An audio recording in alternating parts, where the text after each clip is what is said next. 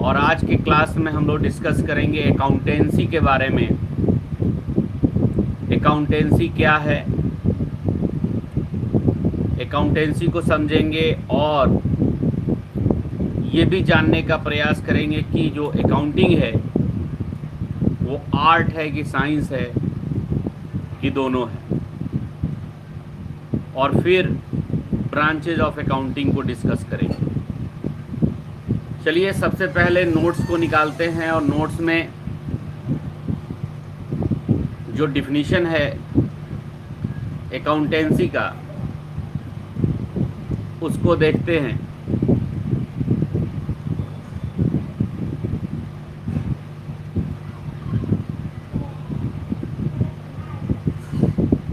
अब आप यहाँ पे देखें तो आपको अकाउंटेंसी का डिफिनीशन दिखेगा। तो अकाउंटेंसी किसको बोलेंगे? तो बच्चे बुक कीपिंग और अकाउंटिंग, बुक कीपिंग और अकाउंटिंग, बुक कीपिंग और अकाउंटिंग को करने के लिए, प्रैक्टिकल करने के लिए जो थ्योरेटिकल बॉडी होगा, उस थ्योरेटिकल बॉडी को हम अकाउंटेंसी कहेंगे। यानी अकाउंटेंसी के डिफिनीशन को अगर देखा जाए तो पता चलता है कि accountancy refers to the entire body of the theory and practice of accounting. कहता है कि अकाउंटेंसी किससे संबंधित है? तो अकाउंटिंग के थ्योरी और प्रैक्टिस, थ्योरी और प्रैक्टिस का पूरा बॉडी है। बॉडी किसको बोलते हैं? बॉडी जिसके अंदर सभी चीज़ें शामिल होती हैं। और इस अकाउंटेंसी के अंदर अकाउंटिंग के और बुक कीपिंग के दोनों के पूरे थ्योरेटिकल कॉन्सेप्ट शामिल है। तो जब आप लोग बुक खरीदेंगे तो बुक के अंदर एक डायग्राम बनाया गया है और उस डायग्राम को कुछ इस तरीके से बनाया गया है जिसके अंदर ये बताया जा रहा है कि ये पूरा का पूरा पार्ट जो है ये अकाउंटेंसी है। इसका एक मिडिल पार्ट जो है वो अकाउंटिंग है और इसी अकाउंटिंग के बीच ये क्या है? बुक कीपिंग है। बुक कीपिंग भी किसका पार्ट है? अकाउंटेंसी का। अकाउंटिंग भी किसका पार्ट है? अकाउंटेंसी का।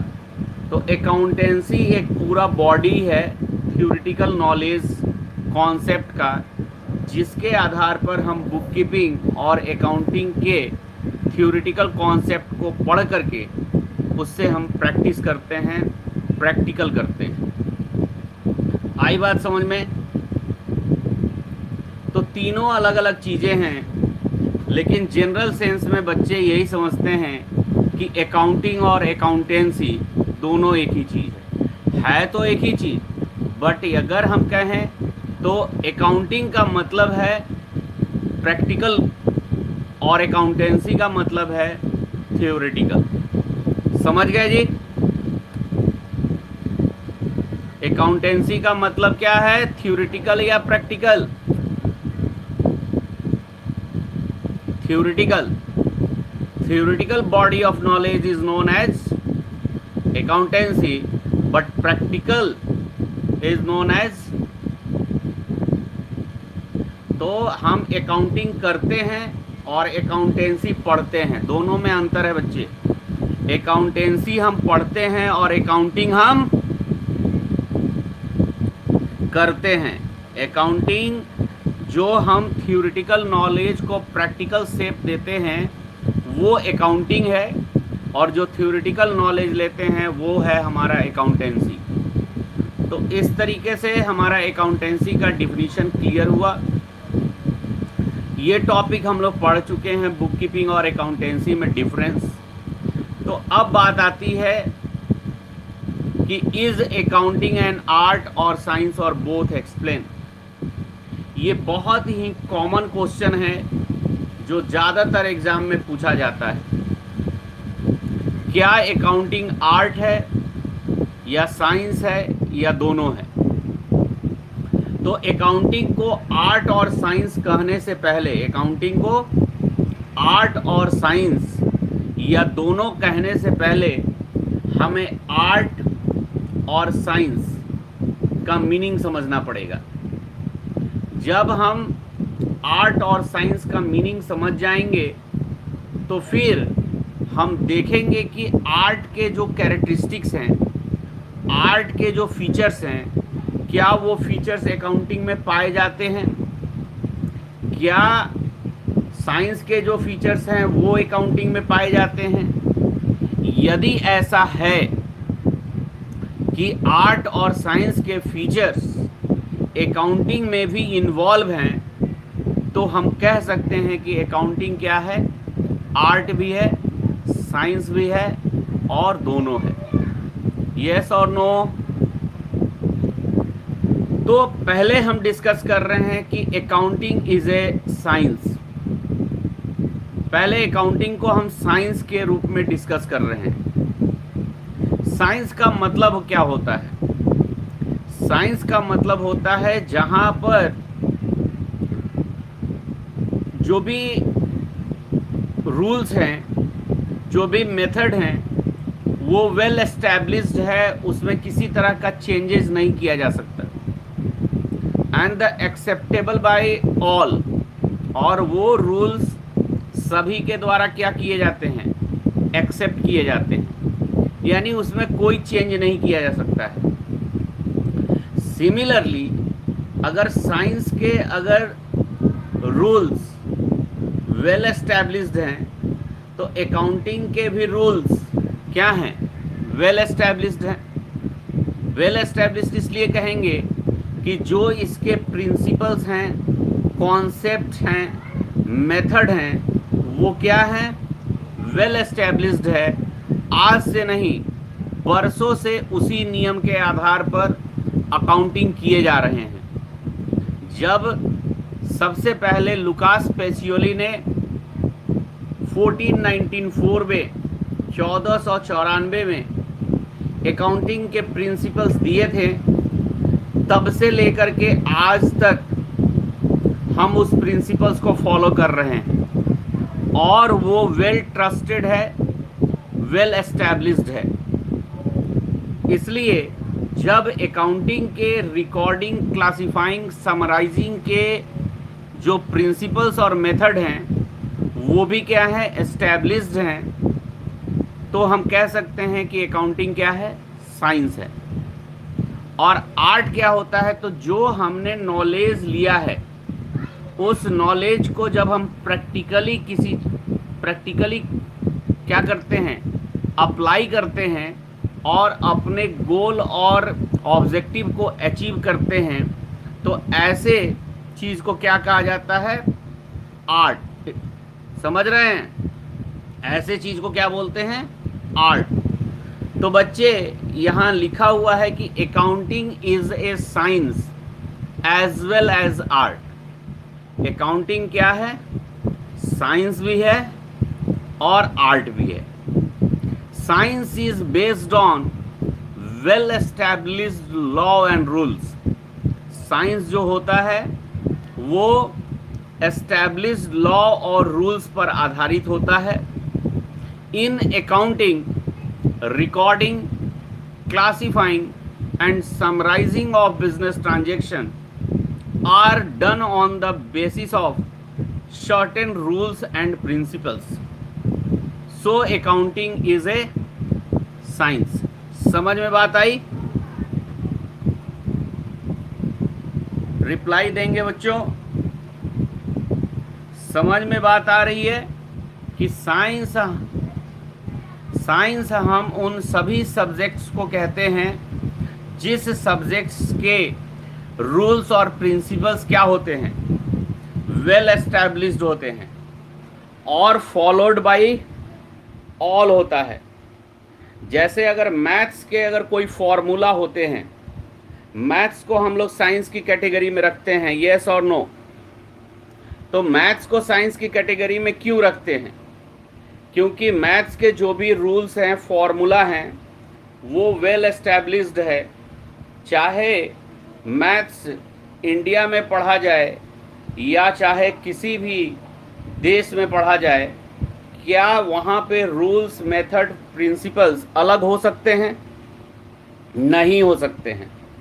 अगर कहें मैथ्स के बारे में कि a प्लस बी का whole square is equal to A square plus 2ab plus B square, तो क्या यह कहीं पर दूसरे जगह चेंज हो जाएगा?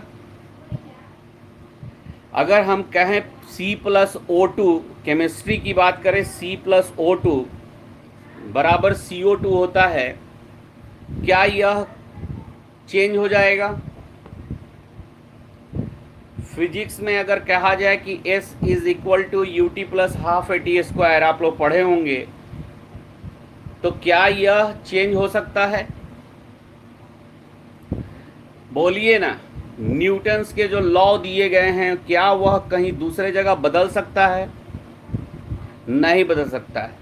हम इकोनॉमिक्स को भी साइंस कहते हैं, हम मैनेजमेंट को भी साइंस कहते हैं। क्यों साइंस? हम उन सभी सब्जेक्ट्स को कह सकते हैं जिस सब्जेक्ट्स के रूल्स, प्रिंसिपल्स, मेथड क्या हों, वेल एस्टैब्लिश्ड हों और सभी लोग उसको फॉलो करते हैं और कोई उसमें चेंजेज नहीं किया जा सकता है। समझ गए? वेल एस्टैब्लिश्ड इसीलिए कह रहे हैं क्योंकि उसमें कोई परिवर्तन नहीं किया जा सकता है। तो अकाउंटिंग के लिए भी जो प्रिंसिपल्स और रूल्स हैं, जिस रूल्स और प्रिंसिपल्स के बेस पर हम बिजनेस के ट्रांजैक्शंस को रिकॉर्ड करते हैं, क्लासिफाई करते हैं, समराइज करते हैं, वो भी क्या है? वेल एस्टैब्लिश्ड है। ठीक है ना? इन 1494 में लुकास पेसियोली ने प्रिंसिपल्स दिया और उन्होंने रूल्स बनाया बिजनेस ट्रांजैक्शंस को रिकॉर्ड करने का, डुअल एस्पेक्ट कॉन्सेप्ट के आधार पर, डबल एंट्री सिस्टम। और उन्होंने कहा कि भाई अगर कोई ट्रांजैक्शन जिसमें पर्सनल अकाउंट इन्वॉल्व है, तो ऐसे कंडीशंस में हमारा रूल्स होगा debit the receiver and credit the giver. अगर रियल अकाउंट है तो रूल्स होंगे debit what comes in and credit what goes out, और यदि नॉमिनल अकाउंट है तो फिर debit all expenses and losses, credit all income and gain. तो ये जो रूल्स बनाए गए, ये आज पिछले 600 वर्षों से क्या होता आ रहा है, सभी अकाउंटेंट बिजनेस ट्रांजैक्शंस को रिकॉर्ड करने के लिए क्या करते हैं? अप्लाई करते हैं। यानी कोई भी इसमें चेंजेस नहीं हो सकता है। हम अकाउंटिंग के जो रूल्स, प्रिंसिपल्स, मेथड्स पढ़ रहे हैं, जो इंडिया में है वही फॉरेन में भी है, कोई चेंजेस नहीं है। ऐसा नहीं है कि हमारे यहाँ डेबिट और क्रेडिट के रूल्स अलग हैं और फॉरेन के दूसरे कंट्री में कोई और रूल है। समझ रहे हैं बात को? बोलिए। अब बात आती है कि art is the part of knowledge enables to attend goal और ऑब्जेक्टिव। आर्ट जो है उसी नॉलेज का पार्ट है जिसके बिना क्या नहीं अचीव किया जा सकता है? गोल और ऑब्जेक्टिव को अचीव नहीं किया जा सकता है। With the help of accounting, with the help of accounting, financial result of the business concern for a given period. तो financial result of the business concern का मतलब क्या हुआ? फाइनेंशियल रिजल्ट क्या होता है बच्चे, बताएंगे बिजनेस का? फाइनेंशियल रिजल्ट के बारे में अगर कहें तो प्रॉफिट और लॉस, यस और नो? तो अकाउंटिंग के हेल्प से हम क्या करते हैं? बिजनेस के एक गिवन पीरियड का क्या निकाल सकते हैं? फाइनेंशियल रिजल्ट निकाल सकते हैं, यानी प्रॉफिट और लॉस निकाल सकते हैं और उसका फाइनेंशियल स्टेटमेंट निकाल सकते हैं। So accounting is an art. तो अकाउंटिंग क्या है? आर्ट है जो उस प्रिंसिपल्स को क्या करता है, अप्लाई करता है, यूज करता है। तो ये जब भी आपसे क्वेश्चन पूछा जाए कि इज अकाउंटिंग एन आर्ट और साइंस और बोथ, तो आप ये आंसर क्या करेंगे, लिखेंगे। कोई प्रॉब्लम? अब आइए अब इसके नेक्स्ट पेज पे चलते हैं जहां पे ब्रांच ऑफ अकाउंटिंग है, राइट। हम यहां पर ऐसे आपको स्पेशली, चूंकि अकाउंटिंग पढ़ा रहे हैं इसलिए अकाउंटिंग के ब्रांच को बताएंगे। तो ब्रांच ऑफ अकाउंटिंग जो है वो है आपका financial accounting, cost accounting, management accounting, और आगे इसके साथ और भी अकाउंटिंग जुड़ते हैं जहां पर हम टैक्स के बारे में कहते हैं, ह्यूमन रिसोर्सेज अकाउंटिंग कहते हैं, ये सारे अकाउंटिंग होते हैं। बट अगर हम फाइनेंशियल इस अकाउंटिंग के बारे में बोले तो there are 3 types of accounting, ठीक है ना। तो पहला अकाउंटिंग क्या है बच्चे, फाइनेंशियल अकाउंटिंग। फाइनेंशियल अकाउंटिंग जो होता है किसी भी बिजनेस का मेन अकाउंटिंग होता है, और वही अकाउंटिंग हम बनाते हैं जिसका पर्पस होता है बिजनेस का gross profit, gross loss, net profit और नेट लॉस निकालना। फाइनेंशियल अकाउंटिंग का पर्पस ही होता है बिजनेस का क्या निकालना बच्चे, रिजल्ट निकालना in the term of gross profit, gross loss, net profit और नेट लॉस, ठीक है। तो अगर आपसे पूछा जाए कि आप अगर 11th में कौन सा अकाउंटिंग पढ़ रहे हैं, 12th में आप कौन सा अकाउंटिंग पढ़ रहे हैं, तो आप क्या बोलोगे। देखो बच्चे, अभी आपको 11, 12 और बीकॉम पार्ट 1, 2 तक केवल और केवल आपको पढ़ने हैं कौन सा अकाउंटिंग पता है, फाइनेंशियल अकाउंटिंग। फाइनेंशियल अकाउंटिंग का बहुत बड़ा स्कोप है, बहुत बड़ा लार्ज इसका एरिया है, साइज है, जहां पर हम इस चीज को फाइनेंशियल अकाउंटिंग को अप्लाई करते हैं। तो एक दो चीजें नहीं है फाइनेंशियल अकाउंटिंग के अंदर। अब आप समझ लो कि आपका 11th, 12th और बीकॉम पार्ट 1, 2 दोनों कवर होता है फाइनेंशियल अकाउंटिंग के अंदर। जब आप बीकॉम 3rd पार्ट में जाएंगे तब आपको मिलेगा कॉस्ट और मैनेजमेंट। तो ज़्यादा का ज़्यादा स्कोप किसका है, ज़्यादा पढ़ना किसके बारे में है, फाइनेंशियल अकाउंटिंग के बारे में पढ़ना है। आइए फाइनेंशियल अकाउंटिंग क्या है तो ज़रा समझा जाए। तो कहता है कि financial accounting is the original form of accounting. Accounting का जो ओरिजिनल फॉर्म है वो क्या है, फाइनेंशियल अकाउंटिंग है। Financial accounting is mainly concern with recording, classifying and summarizing of financial transaction with a view to prepare financial statement, ठीक है ना। फाइनेंशियल अकाउंटिंग मेनली किससे संबंधित है, रिकॉर्डिंग, क्लासिफाइंग, समराइजिंग से किसके, फाइनेंशियल ट्रांजैक्शन के। तो फाइनेंशियल ट्रांजैक्शंस के रिकॉर्डिंग, क्लासिफाइंग और समराइजिंग से संबंधित है। किस उद्देश्य से, किस व्यू से, तो फाइनेंशियल स्टेटमेंट प्रिपेयर करने के व्यू से।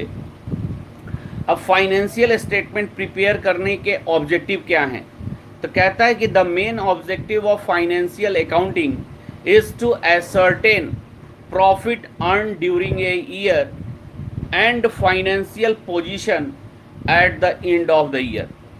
फाइनेंशियल अकाउंटिंग का जो मेन ऑब्जेक्टिव है वो एक पर्टिकुलर पीरियड के बिजनेस का प्रॉफिट कैलकुलेट करना और एंड ऑफ द ईयर, वर्ष के अंत में हमारे बिजनेस का क्या फाइनेंशियल पोजीशन है वो कैलकुलेट करना। ये हमारे फाइनेंशियल अकाउंटिंग का मेन पर्पस है। और जब ये हमारा मेन पर्पस ख़त्म हो जाता है, यानी मेन पर्पस का मतलब जब हम बिजनेस का प्रॉफिट और फाइनेंशियल पोजीशन क्या कर लेते हैं, पता कर लेते हैं, कैलकुलेट कर लेते हैं, तो हमारे फाइनेंशियल अकाउंटिंग का प्रोसेस क्या हो जाता है, एंड हो जाता है। क्या हो जाता है, एंड हो जाता है। इसीलिए हमने आपको बताया था आपके अकाउंटिंग साइकिल में, और अकाउंटिंग साइकिल में आप देख रहे थे कि आपका फाइनेंशियल पोजीशन पे क्या हो जा रहा था, इंड हो जा रहा था फाइनेंशियल अकाउंटिंग का प्रोसेस। समझ में बात आई? फाइनेंशियल अकाउंटिंग का प्रोसेस शुरू हो रहा था किस चीज़ से बच्चे? रिकॉर्डिंग से। शुरू हो रहा था किस चीज़ से? रिकॉर्डिंग से। उसके बाद क्लासिफिकेशन, उसके बाद समराइजिंग, और फाइनली जब हम बना लेते थे क्या बना लेते थे? फाइनेंशियल पोजीशन यानी फाइनेंशियल स्टेटमेंट। तो फिर हमारा काम यहाँ पर क्या हो जाता था? इंड हो जाता था। समझ में आया? तो इतने चीज़ें स्टेप 4 तक जो हम चीज़ें कवर कर रहे हैं, ये किसका पार्ट है? फाइनेंशियल अकाउंटिंग का पार्ट है। ठीक है जी।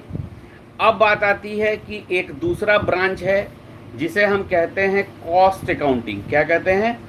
Cost accounting. देखिए, कॉस्ट अकाउंटिंग भी जो है वो अकाउंटिंग का एक स्पेशलाइज्ड अकाउंटिंग है। यानी कॉस्ट अकाउंटिंग सब लोग नहीं करते हैं। कॉस्ट अकाउंटिंग वही लोग करते हैं जो मैन्युफैक्चरिंग का काम करते हैं। यानी जो ऑर्गेनाइजेशन किसी प्रोडक्ट को, किसी सर्विस को, कमोडिटीज़ को मैन्युफैक्चर करती है या प्रोड्यूस करती है, वही पहले क्या अडॉप्ट करते हैं? Cost accounting. अगर हम कहें कि जैसे आप लोगों ने सुना कि ऊषा एक कंपनी है। ऊषा क्या है? एक कंपनी है जो फ़ैन बनाती है। क्या करती है जी? फ़ैन बनाती है और बेचती है। तो सबसे इम्पॉर्टेंट चीज़ ये है कि जो मैन्युफैक्चरिंग उसने किया है फ़ैन का, वो फ़ैन बनाने में, एक फ़ैन बनाने में उसका कॉस्ट कितना हुआ, ये पता करना ज़रूरी है कि नहीं है? जब हमें उसका कॉस्ट पता चलेगा तब ना हम इसमें प्रॉफिट रख करके, कॉस्ट में प्रॉफिट अपना जोड़ करके तब क्या करेंगे? सेल करेंगे। बोलो। अगर हमें कोई चीज़ बनाने में अगर 5 रुपया लगेगा और फिर हम इसके बाद के सारे खर्चों को देखेंगे और वो खर्चे भी हमारे 3 रुपये आएंगे, तो 8 रुपया इसका टोटल कॉस्ट हो जाएगा। क्या हो जाएगा? 8 रुपये इसका टोटल कॉस्ट हो जाएगा। तो अगर हम इसको बेचेंगे तो बिना प्रॉफिट का बेचेंगे क्या? तो प्रॉफिट तो हम मान लो 2 रुपया रख करके इसको कितने में बेचेंगे। लेकिन अगर बच्चे हमको अपने प्रोडक्ट का कॉस्ट ही पता नहीं रहे हैं, तो क्या हम सेल प्राइस डिटरमाइन कर सकते हैं? तो कॉस्ट अकाउंटिंग वो अकाउंटिंग है जिसमें हम किसी भी प्रोडक्ट का क्या पता करते हैं? कॉस्ट पता करते हैं। यानी इसका हम लोग बोलते हैं कॉस्ट ऑफ प्रोडक्शन। यानी जो हमने प्रोडक्शन किया है उसकी लागत कितनी है, यानी उसको बनाने में कितना खर्च लगा है। बताओ भाई, जितनी भी हम चीज़ें यूज़ करते हैं, कोई ना कोई कंपनी उसको बनाती है या नहीं बनाती है? तो बनाती है, तो उसके एक प्रोडक्ट को बनाने में, एक यूनिट को बनाने में, एक पीस को बनाने में, 1 केजी को बनाने में कितना खर्च आता है, जब तक वो डिटरमाइन नहीं होगा तब तक क्या वो सेल प्राइस डिटरमाइन कर सकता है? तो कॉस्ट अकाउंटिंग वो लोग अडॉप्ट करेंगे जो किससे रिलेटेड हो?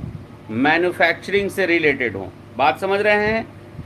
अब जो मैन्युफैक्चरिंग नहीं करते हैं, क्या उन्हें कॉस्ट अकाउंटिंग बनाने की ज़रूरत है? क्योंकि वो तो प्रोडक्शन कर नहीं रहे हैं, तो उन्हें कॉस्ट अकाउंटिंग करने की ज़रूरत नहीं है। लेकिन उन्हें अपने बिजनेस का प्रॉफिट लॉस जानना है, तो क्या बनाएंगे? अब एक कंपनी जो मैन्युफैक्चरिंग करके बेचती है, वो कौन कौन सा अकाउंटिंग बनाएगी?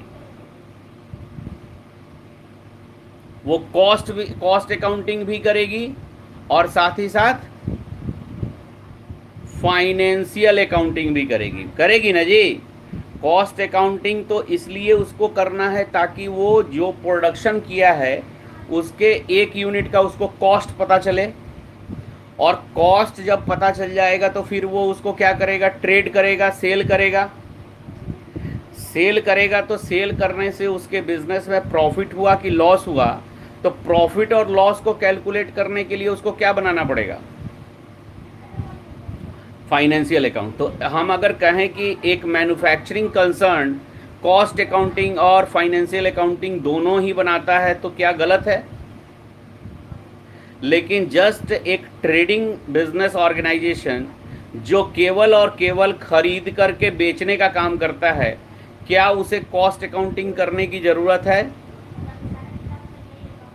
जैसे अगर हम कहें कि मोतिहारी में जो किराना दुकानदार वाले लोग हैं, जो पैक्ड चीज़ खरीद करके लाते हैं, सर्फ साबुन वगैरह वगैरह ये जो खरीद करके लाते हैं, या मेडिसिन शॉप वाले जो मेडिसिन खरीद करके लाते हैं, या जो हार्डवेयर वाले हार्डवेयर का सामान खरीद करके लाते हैं, क्या ये मैन्युफैक्चरर हैं? ये क्या हैं? रिटेलर हैं। क्या हैं? रिटेलर हैं। यानी ये केवल ट्रेडर हैं, ये मैन्युफैक्चरर नहीं हैं। तो ये केवल ट्रेडर हैं, इसलिए इनको केवल क्या बनाना पड़ेगा? Financial account, right. और अगर मेडिसिन की जितनी कंपनियां हैं, फाइज़र हैं, ग्लैक्सो है, चाहे कैडिला है, हाँ, अल्केम है, एरिस्टो है, ये सारी कंपनियां क्या करती हैं? दवाई मेडिसिन बनाती हैं और बना करके क्या करती हैं? सेल करती है। तो ये दोनों अकाउंटिंग करेंगे कि नहीं करेंगे? करेंगे। अब बात आती है, तो ये देखो, ये फाइनेंशियल अकाउंटिंग का जो काम करेगा ये फाइनेंशियल अकाउंटेंट होगा, ठीक है। कॉस्ट अकाउंटिंग का जो काम करेगा वो कॉस्ट अकाउंटेंट होगा, ठीक है। अब बात आती है मैनेजमेंट की।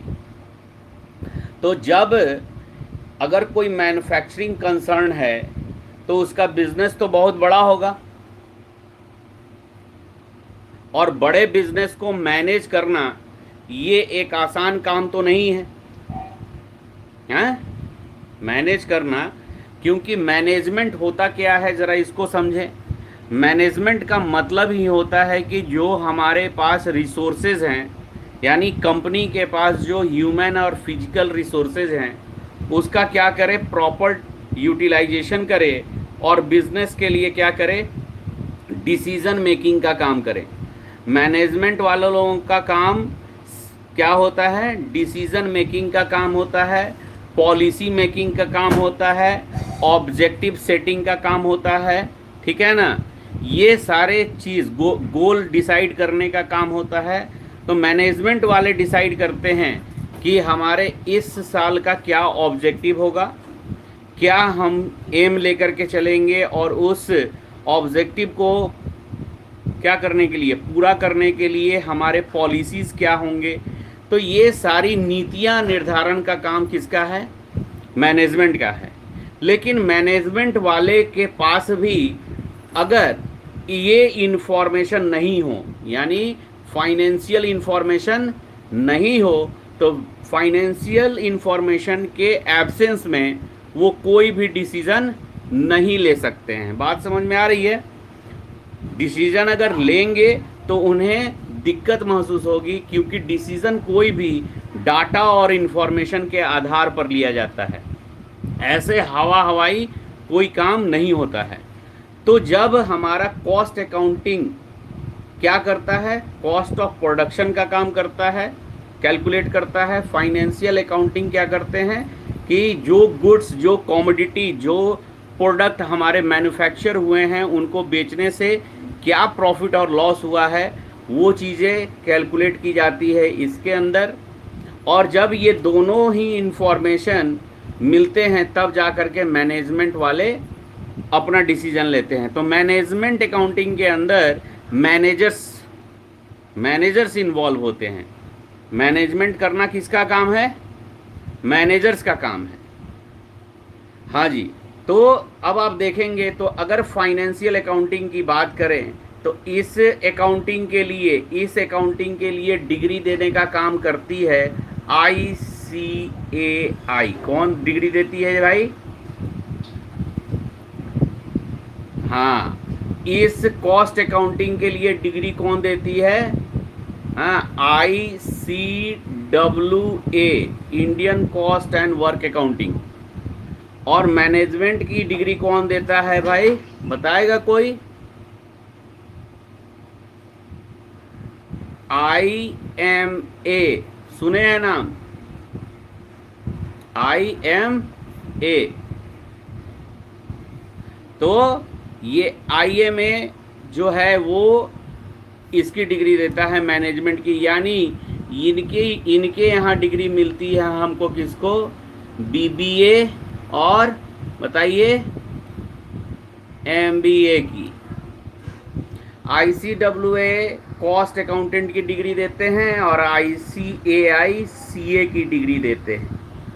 तो बताइए फाइनेंशियल अकाउंटिंग का काम किसका है? CA का। कॉस्ट अकाउंटिंग का काम किसका है? कॉस्ट अकाउंटेंट का, कॉस्ट अकाउंटेंट का। तो ये सभी जो संस्थाएं हैं ये इसकी डिग्री प्रोवाइड करने का काम करती है। तो एक ऑर्गेनाइजेशन जो बिग ऑर्गेनाइजेशन है उसमें मैनेजमेंट के लिए मैनेजर्स चाहिए, MBA चाहिए। तो आप कॉमर्स पढ़ करके MBA के फील्ड में भी कैरियर बना सकते हैं। अगर उस बड़े ऑर्गेनाइजेशन में कॉस्ट अकाउंटेंट भी चाहिए तो आप कॉस्ट अकाउंटिंग की तैयारी कर सकते हैं ICWA के माध्यम से, और उससे आप अपना सर्टिफिकेट ले सकते हैं कॉस्ट अकाउंटेंट का। अगर आप फाइनेंशियल अकाउंटिंग के फील्ड में अपना कैरियर बनाना चाहते हैं तो ICWA से CA की डिग्री ले सकते हैं। आई बात समझ में? अब CA जो होते हैं वो अलग अलग स्ट्रीम में क्या करते हैं, अलग अलग स्ट्रीम में अपना प्रैक्टिस करते हैं। कोई फाइनेंस में करता है, कोई टैक्स में करता है, इस तरह से अलग अलग स्ट्रीम में वो अपने जॉब प्रोफाइल को सिलेक्ट करते हैं। ओके, तो आज आपको क्या समझ में आया कि फाइनेंशियल अकाउंटिंग क्या है, कॉस्ट अकाउंटिंग क्या है और मैनेजमेंट अकाउंटिंग क्या है। तो चलिए ये सभी तो हमने अपने भाषा में समझाया आपको। लाइए जो यहाँ नोट्स में कॉस्ट अकाउंटिंग का लिखा हुआ है जरा इसको पढ़ते हैं। कहता है cost accounting is a specialised branch of accounting which involves classification, accumulation, assignment and control of cost. The main purpose of accounting is to ascertain the cost of production. क्या है भाई इस अकाउंटिंग का मेन पर्पस क्या है? Cost of production को calculate करना। क्या करना जी? कॉस्ट ऑफ प्रोडक्शन को कैलकुलेट करना। Cost accounting is generally adopted in the business who manufactured. Cost accounting generally उस बिजनेस में अपनाया जाता है जो किससे संबंधित है? मैन्युफैक्चर्ड से संबंधित है। समझ में बात आई? अब आता है मैनेजमेंट अकाउंटिंग। कहता है कि it is the part of accounting system which facilitates the management process of decision making is called management accounting. The main purpose of management accounting is to provide relevant information that may be required by the management to take decision. Any problem? बोलिए। अब बात आता है users of accounting. तो users of accounting हम आपको already पहले ही पढ़ा चुके हैं। कितने तरह के यूजर्स हैं भाई? इंटरनल यूजर और एक्सटर्नल यूजर। तो आइए एक बार हम वहाँ पर भी बताए थे, यहाँ पर भी डिस्कस कर देते हैं। Internal users are the people who directly connected with the operation and management of the business entity. वह व्यक्ति, इंटरनल यूजर्स वह व्यक्ति है जो बिजनेस के ऑपरेशन और उसके मैनेजमेंट में डायरेक्टली इन्वॉल्व होता है, डायरेक्टली कनेक्टेड होता है। Under this category users are proprietor यानी owner, management, employees and worker. Any problem? अब कहता है क्या? External user. कहता है एक्सटर्नल यूजर के बारे में कि it is give an information about outside. ये एक्सटर्नल यूजर्स में किसके बारे में पता चलता है? आउटसाइडर्स के बारे में इंफॉर्मेशन रहता है। आउटसाइडर मतलब जो बिजनेस के डे टू डे वर्क में इन्वॉल्व नहीं है, बट उनके बिना बिजनेस चल भी नहीं सकता है, वो इनडायरेक्टली हमारे बिजनेस से क्या होते हैं? जुड़े होते हैं। The external users are investor. Investor जो हमारे बिजनेस में पैसे इन्वेस्ट करते हैं। सप्लायर्स जो हमें गुड सप्लाई करते हैं। Bankers and financial institutions, bank और वो वित्तीय संस्थाएं जो हमें ऋण प्रदान करती है, लोन प्रोवाइड करती है। Tax provider, the government, trade association, financial press and the researchers, ये सभी कौन है भाई? एक्सटर्नल यूजर्स हैं। क्लियर? अब हम आपसे कहें कि किसी 3 एक्सटर्नल यूजर्स का नाम बताइए, तो आप बता देंगे? आप इंटरनल यूजर्स का नाम बताइए तो बता देंगे? अब इतना कुछ जानने समझने के बाद क्या अकाउंटिंग का इंपॉर्टेंस आपको समझ में आ रहा है? अकाउंटिंग इज इंपॉर्टेंट और not? Why accounting is important? Why accounting is needed? क्यों जरूरी है? तो अकाउंटिंग का इंपॉर्टेंस क्या है?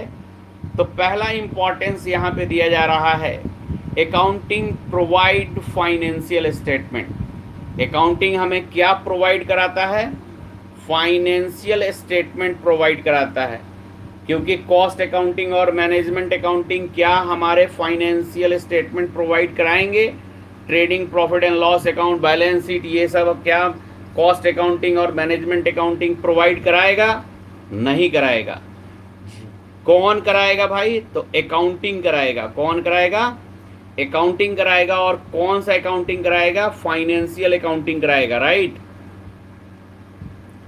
और जब तक फाइनेंशियल अकाउंटिंग, अगर हमारे पास फाइनेंशियल स्टेटमेंट नहीं होगा तो क्या पॉसिबल है किसी भी तरह का डिसीजन लेना? चलिए, तो अब एक दूसरे से इंटरकनेक्टेड है ये इंपॉर्टेंस। तो पहला कहता है accounting provide financial statement, dash दे करके लिखा हुआ है, accounting provide the statement as profit and loss. Accounts gives information about profit and loss made by the business at the end of a year. Balance sheet gives information about financial position. तो समझ रहे हैं बात को? Profit and loss account हमें किस तरह का इंफॉर्मेशन प्रोवाइड करता है? बिजनेस के प्रॉफिट और लॉस का इंफॉर्मेशन प्रोवाइड करता है। और balance sheet financial information, financial position हमें अवेलेबल कराता है। कोई दिक्कत?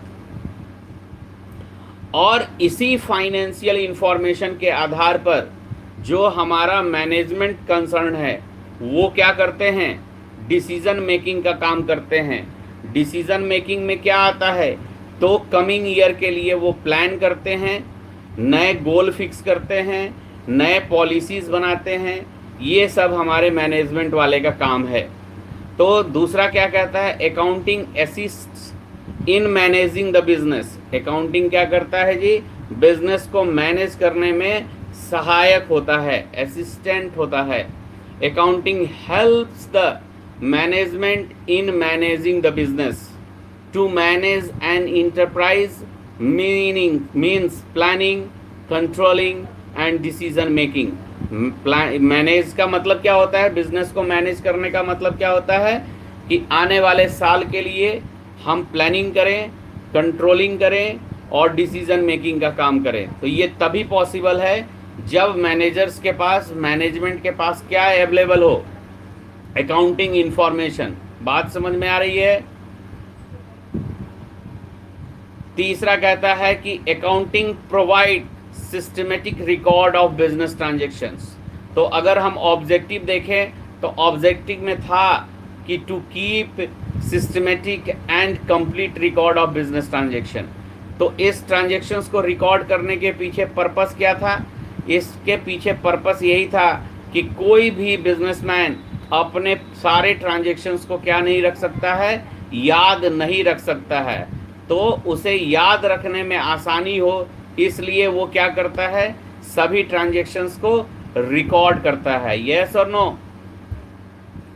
सो डैश दे करके लिखा हुआ है, a businessman can not remember all the transaction of the business, so accounting helps to remember complete records. Any problem? 4 number में कहता है, accounting ensure proof in the court of law. यानी अगर अकाउंटिंग आपको इंश्योर करता है कि अगर कोर्ट में टैक्स को लेकर के अगर कोई आप पे क्लेम होता है तो अकाउंटिंग आपके पास क्या करेगा, डॉक्यूमेंट्स के रूप में अवेलेबल रहेगा, जो प्रूफ रहेगा आपके इनकम का। क्योंकि जब आप पे इनकम टैक्स रेड करेगी या इनकम टैक्स किसी तरह का आप पर अगर सू फाइल कर देती है, शू करती है, केस करती है, तो ऐसे कंडीशन में आप अपना पेपर तैयार करके ले जाएंगे कि नहीं ले जाएंगे कोर्ट के समक्ष? तो कोर्ट के समक्ष आप कौन सा पेपर रखेंगे जिससे आपके बिजनेस के हिसाब किताब सही साबित हो सके? तो अकाउंटिंग क्या होगा? अकाउंटिंग ही होगा जो प्रूफ होगा आपका कोर्ट ऑफ लॉ। कहता है कि if the accounts of business are kept properly according to the principles of accounting, अगर हम अपने अकाउंटिंग को अकाउंटिंग के प्रिंसिपल के आधार पर प्रॉपरली रिकॉर्ड करते हैं, दे present in the court of law for giving documentary evidence. तो हम इसे कोर्ट में क्या कर सकते हैं, पेश कर सकते हैं, प्रस्तुत कर सकते हैं। किसके रूप में? डॉक्यूमेंट्री एविडेंस के रूप में। Any problem? फिर कहता है कि जब हमारे पास सारे इंफॉर्मेशन आ जाएंगे, फाइनेंशियल इंफॉर्मेशन, तो फिर कॉम्परेटिव स्टडी करते हैं। कॉम्परेटिव स्टडी बहुत ज़रूरी होती है। अगर हमारे पास 2 साल, 3 साल, 4 साल, 5 साल का क्या हो, फाइनेंशियल स्टेटमेंट हो, तो हम आसानी से कंपेयर कर सकते हैं कि जिस समय में हमने बिजनेस शुरू किया था उस समय में हम कहाँ पर थे, हमारा स्टेटस क्या था, बिजनेस का पोजीशन क्या था, और आज 4-5 वर्षों के बाद हमारे बिजनेस का पोजीशन क्या है। तो कहाँ पर हम थे और आज हम कहाँ पर हैं, इसके बीच हम क्या कर सकते हैं, आसानी से कंपेयर कर सकते हैं।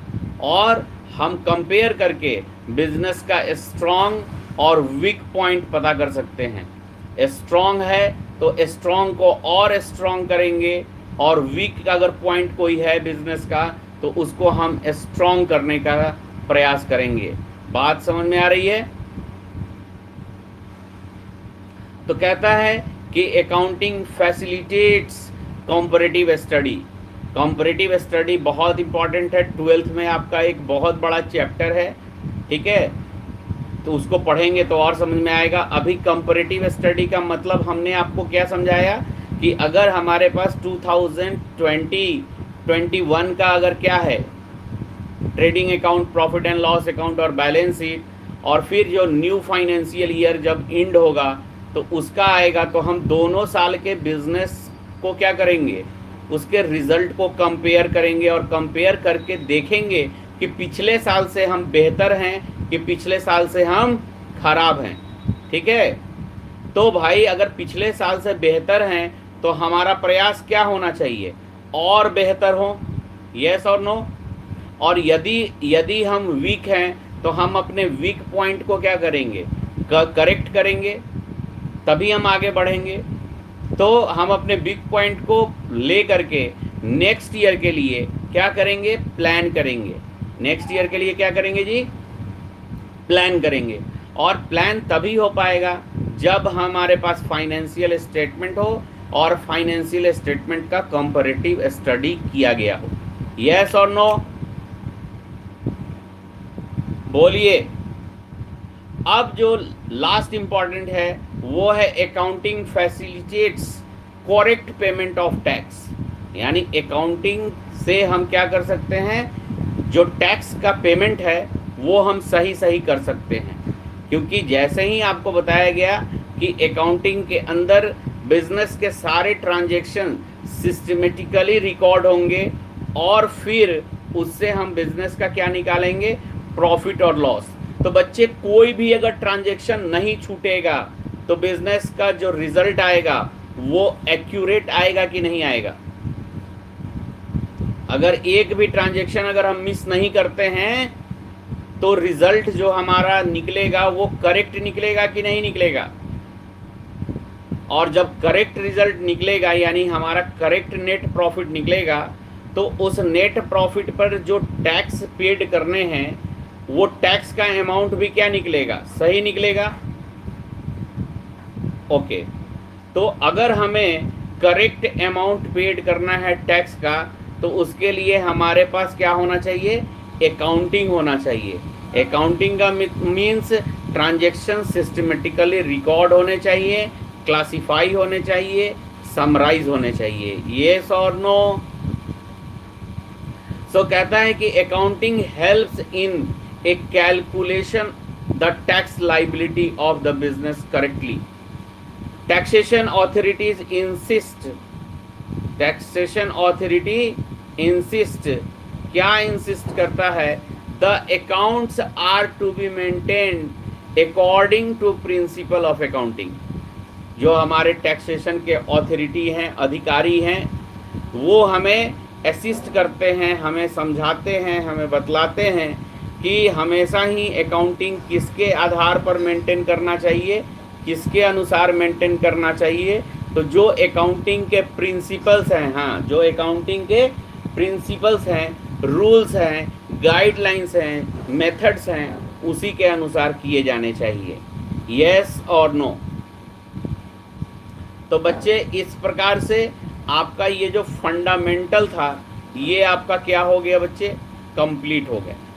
अब इसके बाद जो आपका चैप्टर आएगा वो आएगा जो कहते हैं अकाउंटिंग टर्म्स। अकाउंटिंग टर्म्स ये हम लोग कल शुरू करेंगे।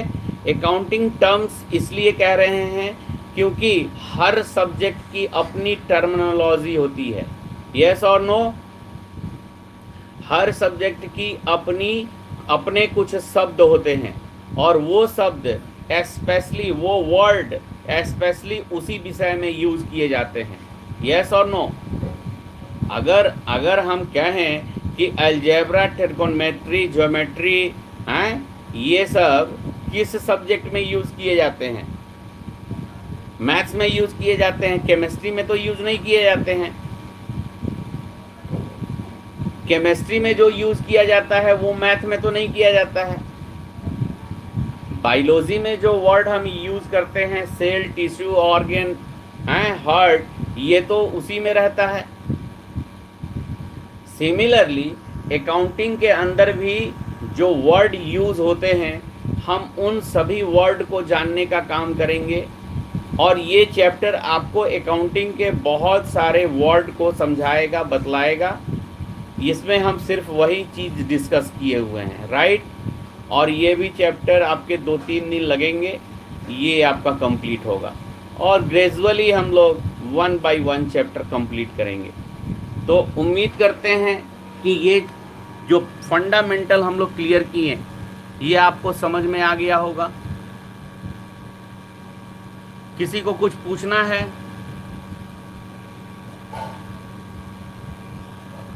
किसी को कुछ पूछना है? प्रणीत, जानवी, खुशबू कुमारी, पिंकी, बोलिए। समझ में आ रहा है ना अच्छे से? हाँ, तो आप जो भी चीज़ पढ़ रहे हैं उसको आप नोट्स में लिखिए, नोट्स में लिखिए और याद भी कीजिए। कोशिश कीजिए कि जो हम समझाए हैं उसको डिस्कस करें, आप अपने से समझने का और ज़्यादा प्रयास करें और ये देखें कि सर किसी टॉपिक के बारे में क्या बोल रहे हैं। ओके, चलिए तो फिर कल मिलते हैं नए चैप्टर के साथ, अकाउंटिंग टर्म्स के साथ, ठीक है ना? Okay, bye.